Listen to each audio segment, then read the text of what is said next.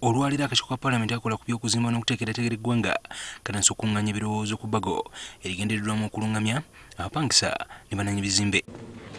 Ekibiina ekigatta abasuubuzi mu ggwanga kikasiita kye kisoose okuteesa ku bbago lino era nga bano abadde bakulembeddwamu ssentebe waabwe Evaristo Kayondo balangirira n'ekyakusaba akakiiko ebyokusasula mu ddoola biwerebwe.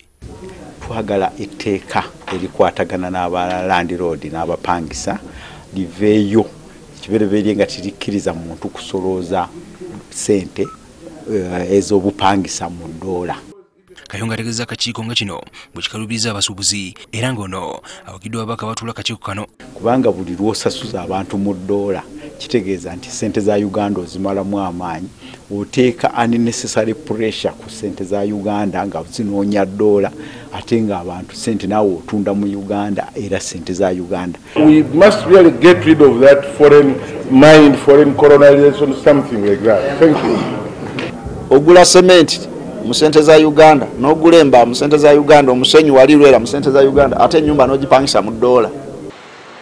Ku nsonga y'abannanyibizimbe abagufudde omuze okubiggala nga basoose okutegeeza abapangisa baabwe kasita yagiropedde akakiiko. One landlord who has a number of premises right in Kampala, in the middle of Kampala, has closed all his premises. As we talk now. Business premises? Yes.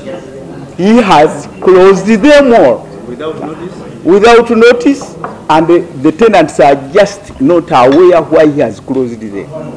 Bannanyibizimbe sako n'abapangisa nabo baweereddwa akisa okwanja ensonga zaabwe mu kakiiko kano. Bano beegatiddwako babbulooka b'amayumba sako n'abantu kinoomu. Kaakati nze bwe mbanna ennyumba yange nga ngisaba mu ddoola gwe tojja kunkaka nti ngisabe mu Uganda, mu za Uganda oba za Sudan. Kati gwe ekiri ku gwe kasita tuba tumaze okukkirizagana nti tusasula mu ddoola osasula mu ddoola. Gwanga otayagala kusasula mu ddoola ogenda awalala gye basasula mu za Uganda.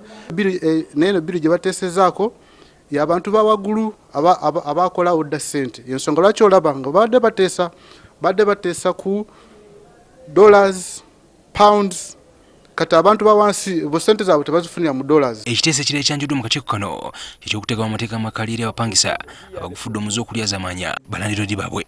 Obeera mu kupangisa naddala ennyumba ezisuuka emitwalo nga 2 bakuwe kaadi. Si kupangisa leero odduseewo ogenze wooli n'oddukawo. Ekyo nakyo ndaba kijja bulungi. Omwezi oguwedde ng'ennaku z'omwezi 16 Paalamenti yazaayo ebbago lino ku bapangisa ne bannanyibizimbe eri akakiiko kano liddemu okutunulwamu. Kino kyaddirira ababaka ba Paalamenti okubagana empawa ku buwaayiro obumu era nga ensonga lwaki ebbago lino lyaddizibwayo ku mutendera gw'okwebuuza. Ivan Kimukigozi, NTV Akawungeezi.